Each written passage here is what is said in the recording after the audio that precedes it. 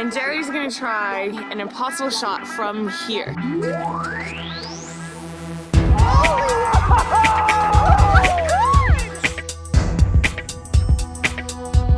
Hello interwebs, and welcome to another episode of 10 from the Couch, a show where we, as always, ask 10 questions to some of the most influential photographers and people in the photo industry.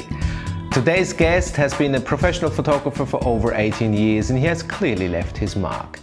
Now, it's always a little bit controversial to name someone the best in their field. However, in his case, it's very safe to say he is one of the top wedding photographers on the planet. Now, aside of being a tremendous photographer, he's also an incredible teacher. He's the founder of the Ice Society, he invented the Ice Light, and today he's coming to us from sunny Melbourne, Australia. Welcome, Jerry Guiones. Thank you, mate. Thank you. You had a very busy year, now you're finally back in Australia. Must feel good to be back home. You know what? We travel so much, so it is a rare treat to come back to Melbourne.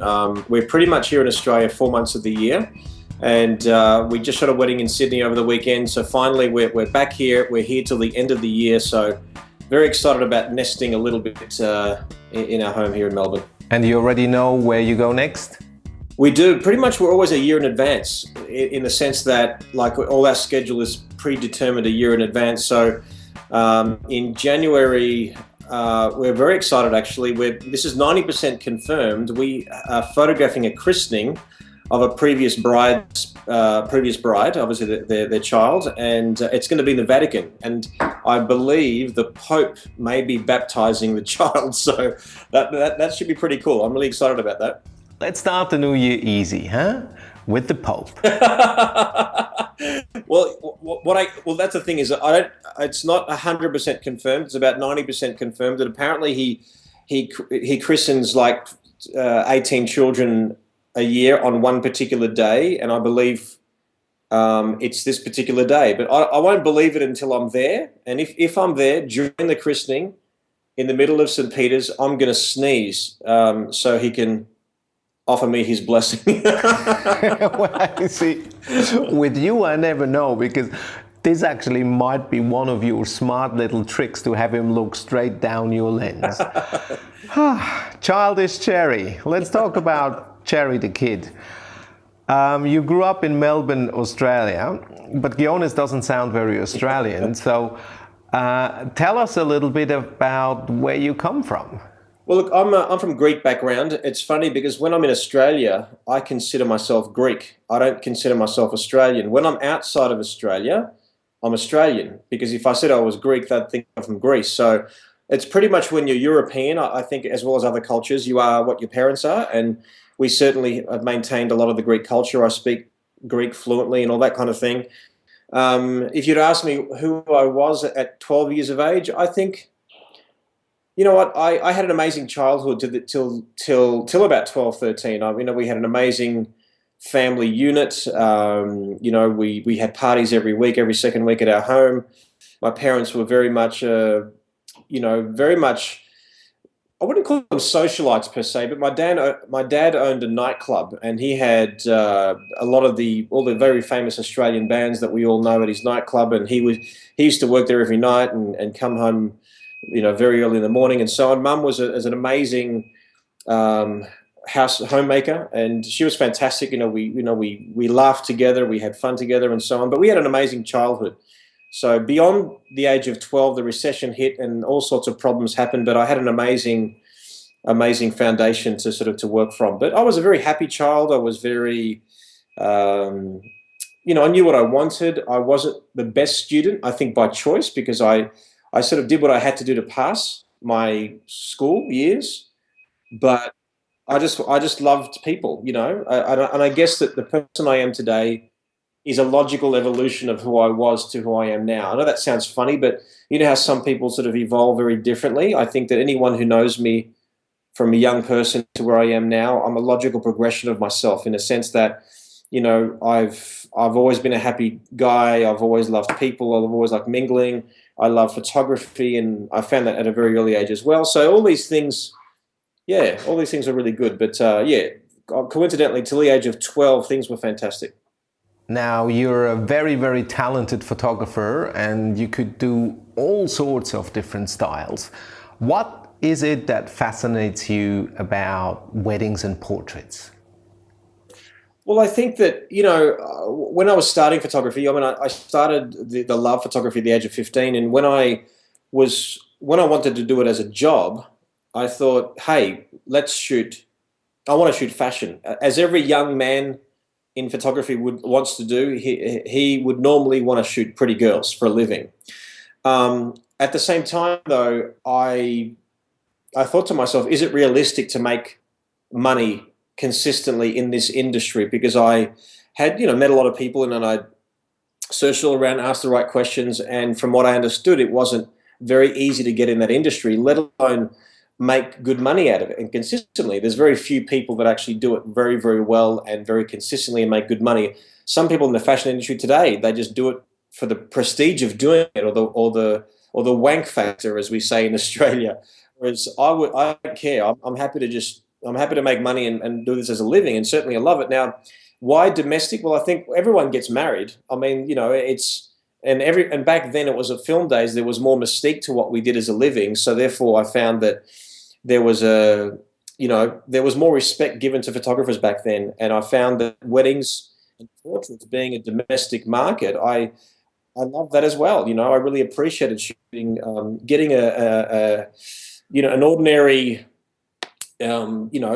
say aesthetically challenged person, so to speak, and make them look extraordinary. So I had this very natural knack of being able to bring out the best in someone's personality, and also have the technical ability to be able to bring out the best in them. So whether it was posing or lighting or whatever, I really enjoyed it. And to this day, I don't want to shoot as many weddings as I used to when I was younger. I'm not saying I'm over the hill now, but I like to shoot less, but the ones that I do, I just love it. It's a beautiful thing to be able to immortalize moments for someone else's family as part of their legacy. I think is really beautiful. And because of that, ironically, I believe that if you love photography, weddings are the best training ground. If you can shoot a wedding well, you can shoot anything well. I mean, think about it. With weddings, we shoot portraits, we shoot fashion, we shoot landscape, commercial, under pressure, time constraints, weather constraints, and you only have one shot at it.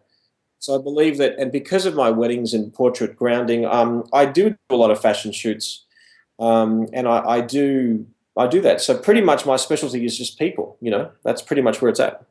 With weddings, you're right in the mix. They're in an age bracket where they are pretty and young, and they just come from a strict 6-month diet before their wedding. It's a special day, and you add the big dress and the story and the parents and the emotion. You got the perfect mix. Look, absolutely. It's funny. I've heard people say about me and my photography. Say, well, if I was Jerry, I could shoot beautiful pictures as well because he only photographs beautiful people.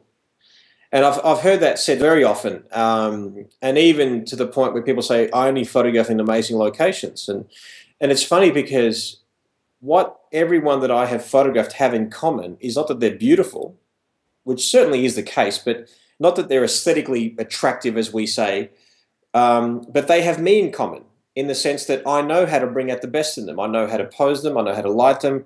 I know how to make them feel relaxed and disarm them and get them to trust me. So, for one thing, I do believe everyone's beautiful. And I've often, when I teach, I talk about shooting through the eyes of a loved one, because if you photograph through the eyes of a loved one, you are never photographing someone ugly.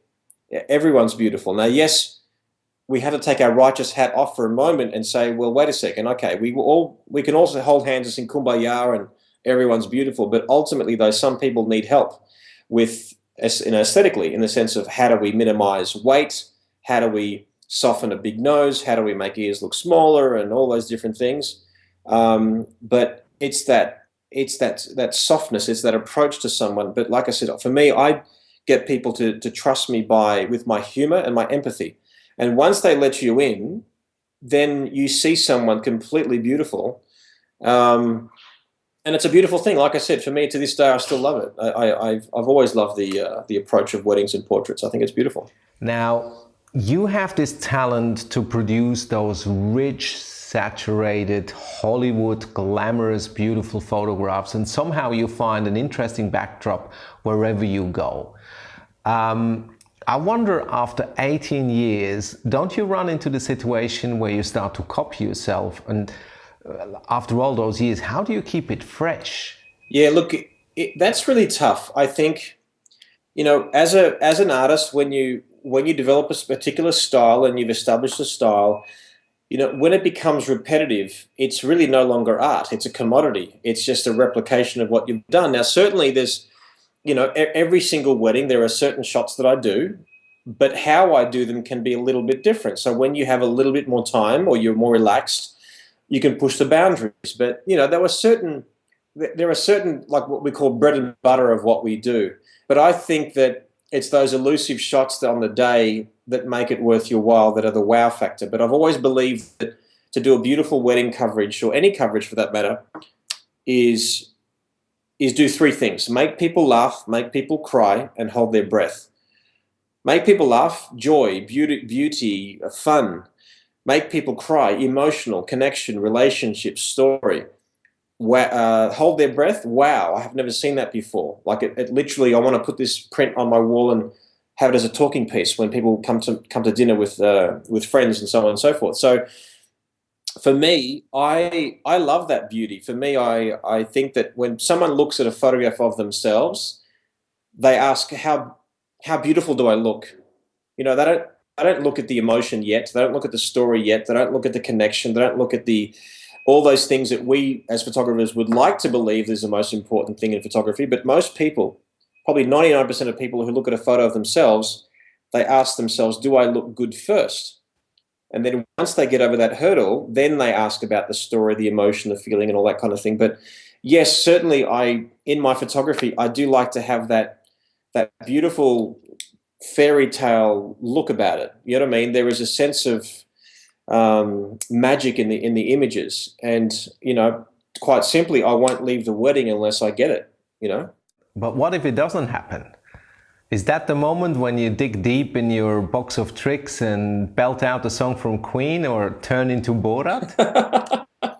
I have been known to do that many times in my career. Absolutely. I mean, there's some weddings you go to where you literally don't see anything in them. You see there's no emotion, there's no connection, there's no passion, and I'm thinking, what the hell am I doing here? You almost, that scene from that movie Jerry Maguire when he says, "Help me, help you." I feel like I want to cry out. But have there been some weddings where I've grit my teeth and bared it and done the best that I could, and go in my car and scream and freak out, thinking, "What the hell am I doing here?" Absolutely. All this being said, I often also teach at my workshops. I talk about 1 second, 1 second of emotion, and people say, "What does that mean?" Well, I say at a wedding, your job is to get 1 second of emotion, 1 second of beauty. And I thought, what are you talking about? Well, if you shoot it, say, anywhere from, say, 500 shots to 2,000 shots at a wedding, and then you pick your favorites and they end up in an album, most wedding albums, usually make up about 100 images. Okay, 100 of their favorites go in a wedding album. Probably more for me these days, but let's say 100. So if you take 100 images at an average of 100th of a second, that represents 1 second in human history, which is quite fascinating when you think about it. Like, you're immortalizing 1 second in time. And all I say to myself is, you know what, Jerry, like, they don't have to laugh all day. They don't have to glamorous all day. They don't have to be passionate all day. They have to be all those things for 1 second. And it's just a matter of me, immortalizing that fraction of a second when I decide to press the shutter on the camera. And that's the way I look at it. And like I said, I don't leave a wedding unless I say to myself, I did the best that I could under the circumstances. So to go by the first impression, traveling the world, sipping cocktails with the rich and famous, taking pictures of gorgeous people in amazing locations, it sounds like a dream job. Well, we both know there's a little bit more to it. Absolutely. Fill us in from the day when you get your first booking to the final day of delivery. How does your process look like, the far less glamorous side of a wedding photographer? So basically, I mean, especially the last couple of years, being newly married myself, and with my wife Melissa, she's amazing as a person, as a partner, as a wife, as a business partner. She's been incredible. So what happens is that she will always engage the client first. So whether it's via email or via phone, she will engage the inquiry first. Once it gets to the one-on-one consultation first, I see them. So if I'm here in Melbourne, if I happen to be here, I will see them in my studio, which I'm sitting at now, or I'll do a Skype inquiry. So the way we're on Skype right now, for example, they must hear my voice, they must see my face, and they must really get a sense of my passion, because they really can't do that via texting or like through a document like an email or something like that. So once I see them, usually when they get to me, they're pretty much qualified in terms of they know roughly the pricing that we are. They know pretty much how we work. So most of the clients that I see, I usually book. My first inquiry can take anywhere from half an hour, could take 3 hours. Once they're booked in, of course, they pay a deposit. They normally pay 30% of the total deposit. Then pretty much we don't really see them or hear from them for a while. At about a month before the wedding, we have what we call a pre-wedding meeting, and that's where we discuss the finer points of the wedding day. And again, that's either in person or whether that's over via Skype. And then we discuss the times that need to be ready, the do's and the don'ts, and all the family dynamics and everything that we need to know about to bring out the best in them on the wedding day. Then a day before the wedding, we normally call them up again to reconfirm the addresses, the details, wish them well, and get them excited about the coverage. Of course, we show up for the wedding, we do our thing. An average day for us could be anywhere starting from 10 a.m. and we finish about midnight. That's about our average day these days. Then after the wedding, I personally download the photographs. Normally, I take an average of about 600 odd shots. If I do a full reception, it's a big wedding, maybe more. I download the shots. I pick my, I delete all the blinks and all the bits and pieces, and then we get the images proofed. And we have a lab here in Melbourne called The Edge Photo Imaging. They're fantastic. They basically do all that proofing. And then from there, the day they pick up their proofs is the day that we activate an online gallery as well. And then from there, we arrange a time for the album plan. The album plan, I pretty much design the album myself. Now, I'm not working with retouched images. I'm working with images straight from the camera. So I design what I believe to be the perfect album. They come to the album plan during the day, which will help your sales because it's a lot fresher to make a qualified decision. And I go through my album plan. I pitch to them what I would do if this was my wedding. And obviously, it's normally a lot larger than what they invested in. And they must know that you're doing that. Otherwise, that's not a good way of doing business. But they must know that you'll be designing the Ferrari of the albums. Then from there, once that's done, I give up my digital work. As in, once the album is sold, basically we put the album in production. I don't do the digital work myself. I give it to my digital artists. From there, now I have a person in-house, and I also have a company called Lavalu. Lavalu mylavalu.com. They do a great job for us as well. So the album gets done. We basically send it to our album supplier. Sometimes the album supplier will print and bind, or other times it'll actually get printed from the Edge and then given to our album supplier. We use two companies for our albums, Celdex Artistic Albums in Melbourne, as well as a company called Fineo in the US, which also distribute Celdex Artistic Albums. So once the album's done, it's back to us. We do a quality control, make sure it's all cool, and then we arrange a time for the pickup of the album. And that's one of our favourite, sort of most rewarding parts of the wedding experience, because of course we get to see the couple, their reaction and how they love the album, and we're finally giving a physical, tangible product. I'm still a very firm believer that the couple should get a physical product rather than just digital files. I never say never, but I will only ever do a wedding coverage if they buy an album. It's a valuable waste of my time and their time and my talent if all I'm shooting for is some JPEGs, and because anyone can do that. So that's pretty much the crux of it. That's pretty much the workflow in a nutshell. Now, you're regarded as one of the top wedding photographers on the planet, and I can only agree with that. Now, that really has two sides. I wonder, what do you think, what makes you one of the best? And on the flip side, doesn't that come with a huge amount of pressure? I'm just thinking about the sporting team. If the beginner runs onto the field and scores, he's celebrated and, high-fived. But if the superstar has a bad day, ooh, he's in trouble. Well, it's very true. Well, let's answer the first part of the question. I appreciate that's how you feel, and perhaps if that's acknowledged through the industry, and so in the sense of just being one of the leaders in the industry, I have worked very, very hard for that. I guess, put it this way, I guess, art is subjective, so it's very hard for someone to say he's the best or they're the best because it's subjective. It's like saying, who's the best singer in the world? For you, it'll be Frank Sinatra. For me, it'll be Stevie Wonder. But assuming we're talking about leaders in the industry where people look up to them and all that kind of thing, well, I feel it's a few things. I feel that consistency is the key. I think that, a one-hit wonder is one thing, but be able to consistently produce beautiful work, day in, day out, year after year, I think is the key to success. Also, being a successful photographer is not just being a great artist. It means actually making money from what you do. I've certainly, been in business for a very long time. I've consistently turned over $1 million in my business for many, many years. So I find that being a good business person is certainly my biggest success because, like I said, awards and accolades, a pat on the back is all fun, but if you don't have a good business and a good lifestyle to go with it, then really you are nothing but a struggling artist. So I think it's that. And it's also reinvention. Often year after year, I reinvent myself. I create work that people don't expect from me.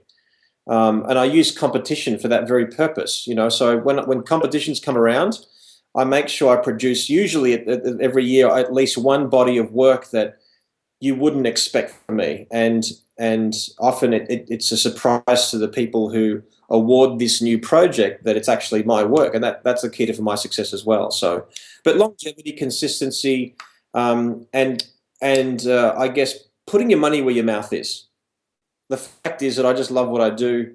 My clients love what I do, and there's an audience there, and whenever they're happy with my work, I'll keep on doing it. But it's a lot of hard work. It's not an easy thing to do good work, but then it's to get known. And then how do you maintain that?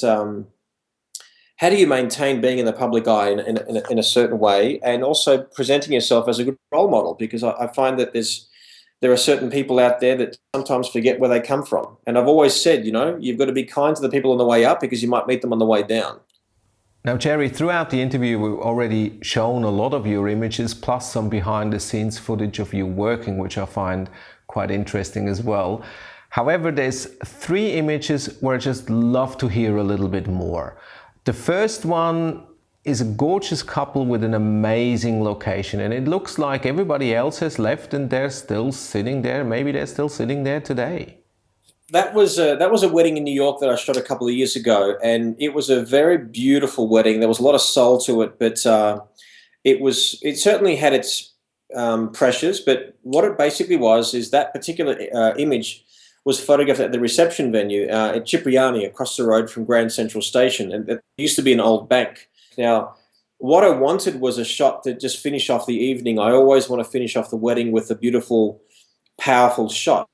Now, midnight came, the wedding was over, that they had a small little room next to this main venue, next to it as a bit of an after party for all the young ones. So they had like it was like a nightclub almost. So then there was this big room that was disheveled that was begging to be used. So I went up to the bride room and I said, hey guys, I want to finish up with one more shot. And they said, Jerry, this is like midnight, right? So they said, Jerry, we love you. We appreciate your enthusiasm, but we're over it. Like, you're welcome to go home. And I said, no, you know what? I really want to do this shot. It's going to be really amazing. They said, look, Jerry, look, we don't feel like it. I said, I'll tell you what. How about I'm not going to leave this wedding until you allow me to shoot you? And they looked at me almost surprised a little bit. And I said, I'll tell you what you do. You dance the night away. When you're ready, I'll be here. So sure enough, much to my wife's and my assistant at the time there, dismay, I forced them just to sit there and do nothing for about an hour and a half. So 1:30 in the morning finally comes along. The bride and groom, stagger their way to walk outside because they're done. And they, much to their surprise, we were still there. And I said, guys, you promised me, we're here, let's do it. And they said, great. Now, they're drunk at the time, right? They're quite drunk, not really cohesive and so on. So I needed a pose to give them they could handle. One, they can keep still, and two, that is quite beautiful. So I thought, wouldn't it be great to put them on a table at the wedding and using 3 or 4 candles, like tea candles, to light them, and having a disheveled background, like pretty much a metaphor that they just had an amazing party and now it's all about them. Almost like the metaphor of a couple in a jazz club, everyone's leaving, the guy's sweeping the floor, the chairs are on each other and they're still dancing. And it's that kind of metaphor that I was playing with. And then pretty much the shot taken, it was shot at 1.4, I think it was, 1.2. And it's to this day, it's one of my favorite shots. Now, they ended up buying a panorama of that in a wedding album. They ended up buying that as an enlargement. So that made me $2,000. That one simple shot that I had to wait a couple hours for. And I say to anyone out there who's listening that, extraordinary effort, extraordinary results. You are never extraordinary effort if you don't put the results in, if you don't put the effort in. So I love it. I think it's beautiful. Yeah, effort is one thing. You also have to have the vision to see the picture there. Absolutely. And then obviously the wait was worth it, so it's all good. Now, talking about vision, this next shot is incredible. A lot of gold, an amazing, huge dress, but what impresses me even more is the perspective. You must have been like a Ninja Turtle stuntman hanging over that balcony to get this shot. Well, you know what? If you asked me today, pick a shot that goes in the time capsule to show people in 100 years from now what you are all about, this would be the one. For me, this is probably my favorite shot at the moment in my folio. Funnily enough, anyone who sees it, a few people look at it and think it's fake, that it was actually put together in Photoshop in layers and things like that. But what it was, I shot this wedding in Sydney about a year ago, quite a lavish wedding in Australian terms, beautiful bride and so on. And basically they saw this home in Home Beautiful or something.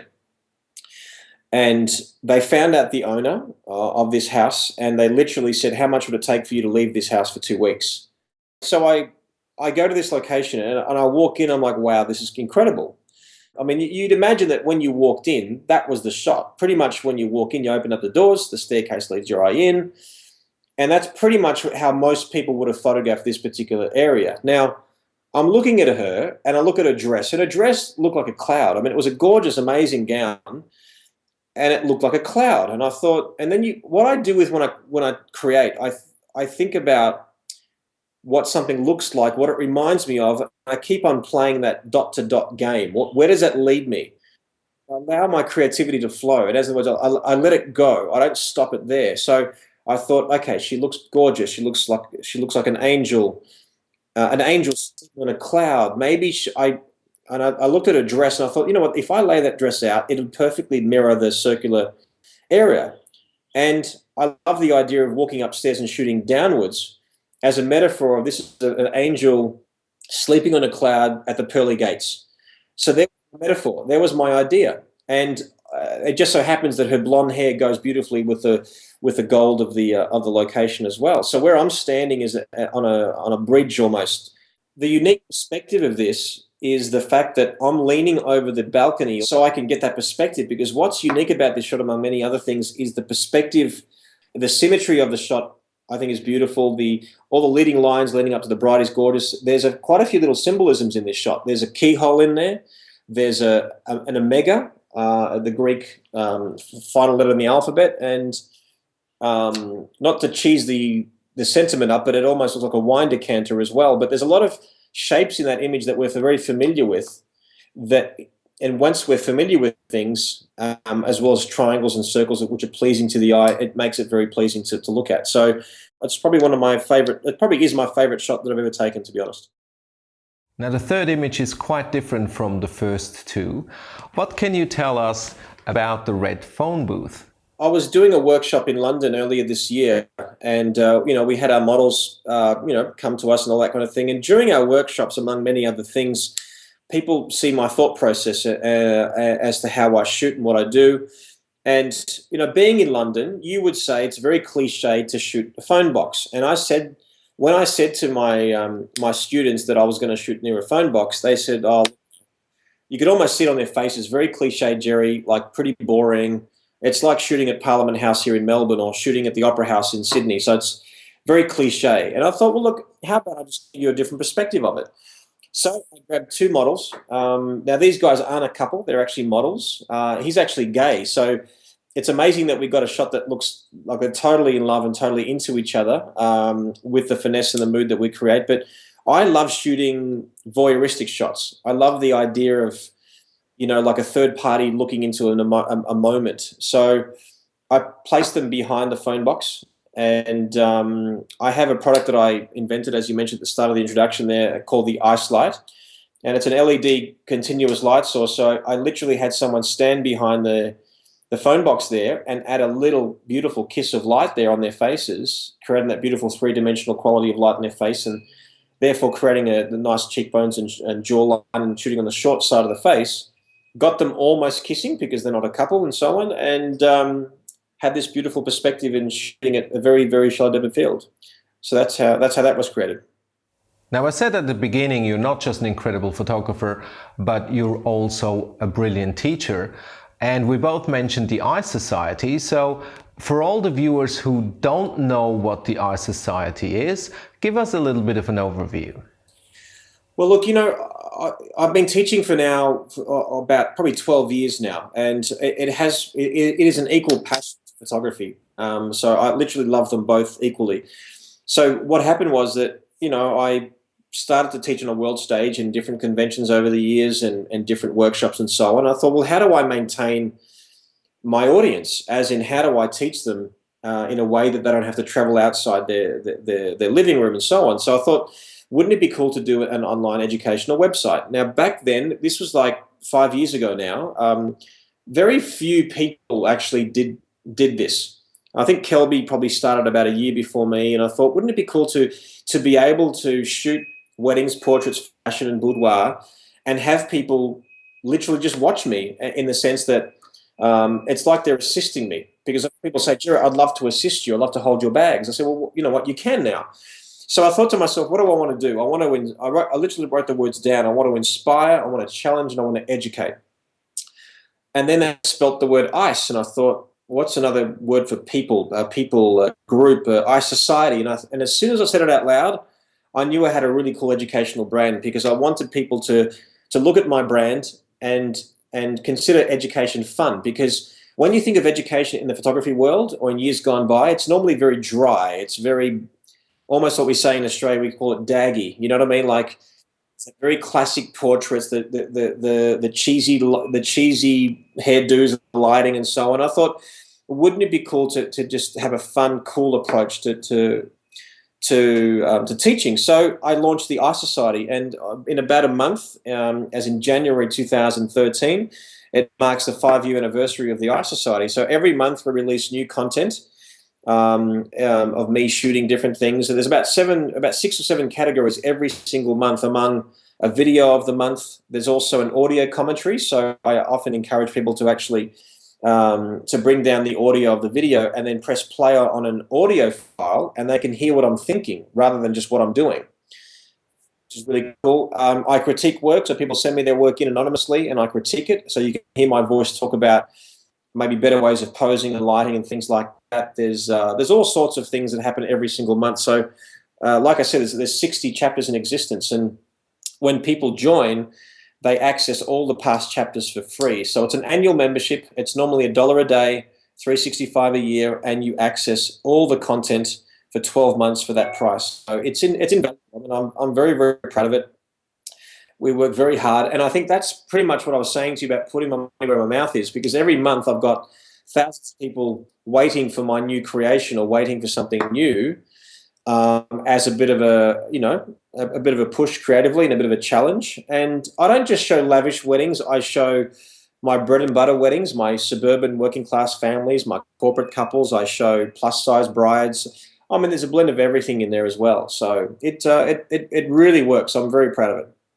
So from the Eye Society to the iSlide, it seems that whenever you see something missing in the market, you just create it. You created inspirational cards, posing guides, you created an iPhone app, and now the iSlide. Is that something that you as a working professional were missing and created therefore, or how did you come up with the iSlide? Well, you know what, for me, I've been using continuous light sources since the start of my career and video lights, and I have used many video lights over the years, and there was one thing I believe that was missing in the on the marketplace. And for me, I love window light. Window light is my favorite light source, and I thought, wouldn't it be cool to carry around a portable window light? The closest thing to window light that you could find is probably fluorescent continuous light, but you can't carry around those big lights around with you everywhere. That's very difficult. And then the closest thing that comes to that is the LED lights. Now, we all know there's many LED lights on the market. They're circular. They're normally either circular or they're rectangle and so on and so forth. Wouldn't it be cool to have a vertical, like a cylindrical light source that is dimmable, has a built-in battery, is self-contained, is very tangible, and has a beautiful quality of light that emulates window. Daylight, white balance, maybe a touch of warmth and so on. And I realized there was just nothing out there. Because you might say, well, why cylindrical? Why a vertical light source? Because if you hold the light vertical to a subject, it's sharper, as in with shadows and light. But then if you hold it horizontal, it's softer, more beautiful and glamorous. So I thought, wouldn't it be cool to have that? And there was nothing else like it on the market. So I approached a company called Westcott, who I believe are the leaders in continuous lighting, mainly for their fluorescent lights and their spider lights and things like that. And I approached them about this idea. They loved it. And we created together. I designed it. I've been involved in every process through the whole thing. It's been an amazing learning curve actually to know how these things are created. And we created the iSlide. And obviously for the cross branding opportunity, obviously I'm always all about branding, and so therefore the iSlide came into existence, and it's been going incredibly well. Sales have been amazing. Everyone loves it, and that's what people have in common with it. Everyone loves the iSlide. I had people come up to me and say, can it do this? Can it do that? I'm like, well, it can't do everything. It is made for a particular style of lighting. But if you love window light and you want it everywhere you go, that's why you would buy the iSlide. So with the iSlide, we have the technical side of things. With the Eye Society, we have the training side of things. Then there's this third piece of the puzzle, which is called money. Clients. You said it yourself perfectly. A photographer without clients is nothing more than a struggling artist. I can tell from personal experience, been there, done that, didn't get the t-shirt. So now that you're an established photographer, I assume it has become much easier for you. I wonder, 15 years ago, when you started your business, how did you approach your clients? How did you find your first paying customer? Well, one thing that I always was determined. I was always ambitious. It doesn't take much for me to get excited about something, So when I was 15, my brother Nick, who's also a great photographer and great businessman in his own right, he gave me my first camera. He was into photography before I was. He probably didn't take it seriously before I did, in the sense of becoming a business properly and everything like that. But I loved it. I shot anything and everything in sight. I was obsessed with photography, more than probably most when they have that bug. And after high school and as a hobby, I worked at a few camera shops. I studied a course for 4 years. There was a 4-year course that I joined, and after a year, I just quit because they were teaching me stuff that I would never use. Like, we barely talked about lighting. We barely talked about posing. It was all very emotional and very mental, like getting into that mental space of creating. And I'm like, hey, dude, just show me how to make someone look pretty. That's all I want to know, Then I worked at I approached a studio at the time that was very prominent. If those in Melbourne will know it very well, it's Lygon Street in Carlton, like the Italian district. There was one studio that was very prominent. Everyone knew this studio in Lygon Street, and Literally just walked in, presented myself. I said, look, I want to learn from you. Let me carry your bags. I don't want to get paid. Just, help me out. I'll help you out. So I did. I did that for a couple of years. I just held bags for a couple of years.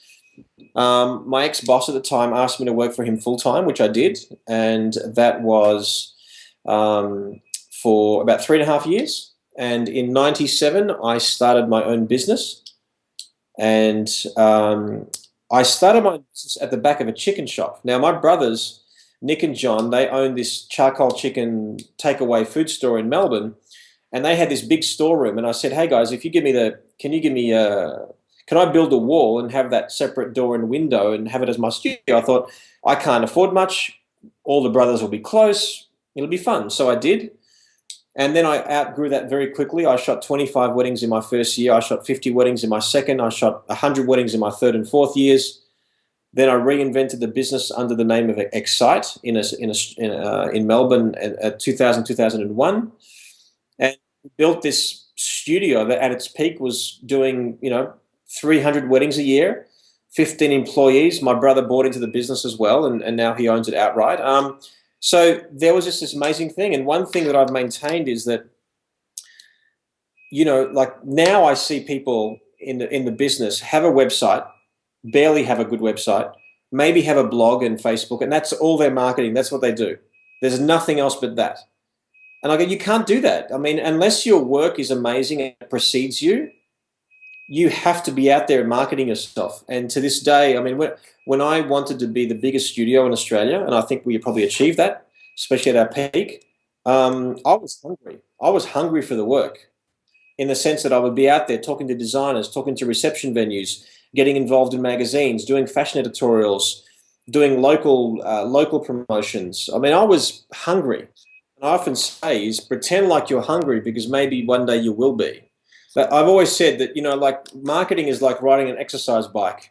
Just when you've got momentum and it's rolling beautifully, most people just jump off and let it roll on its own. But before you know it, it's slowing down, and before you know it, it's stopped.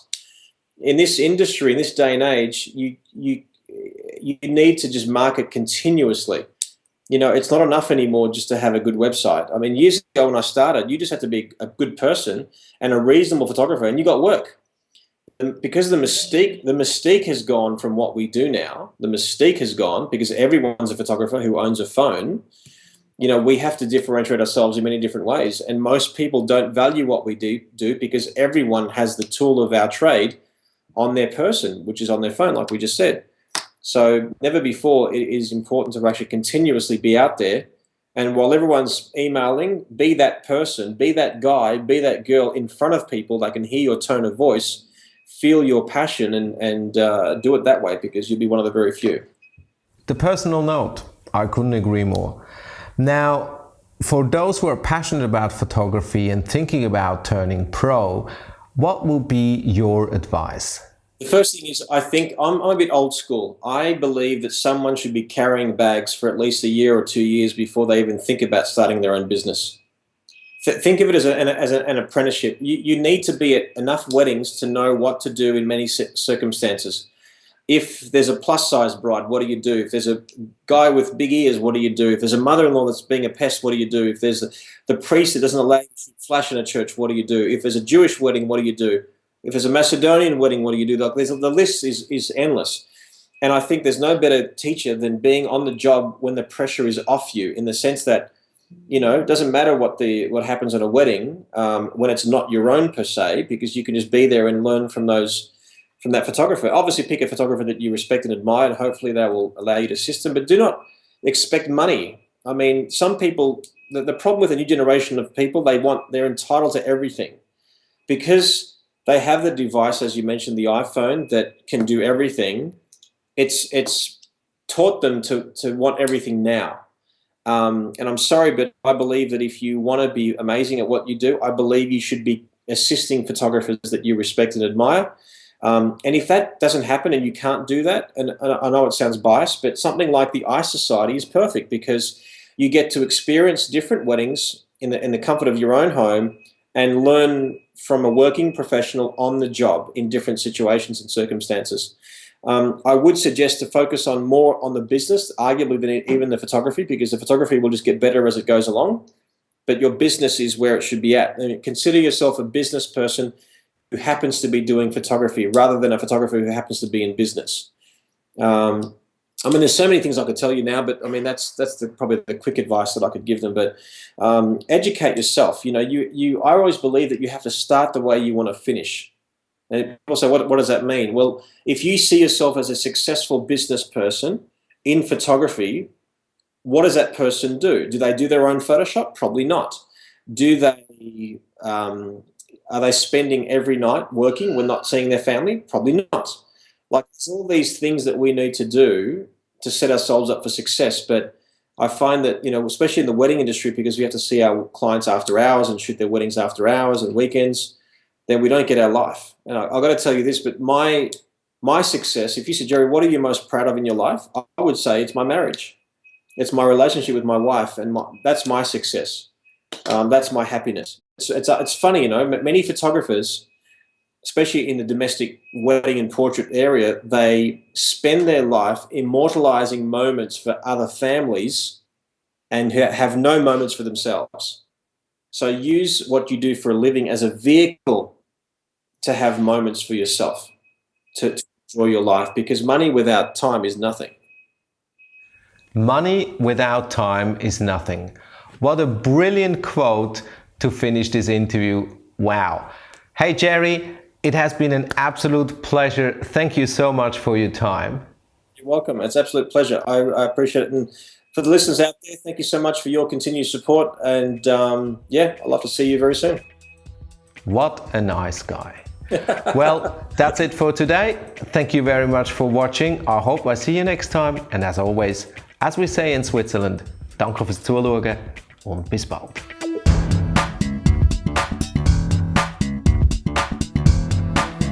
It's very important.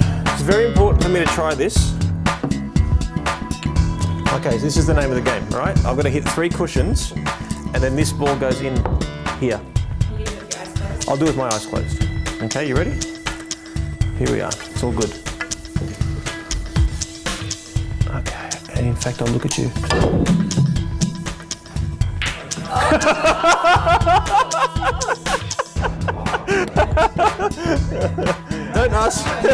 Don't ask me to do that again.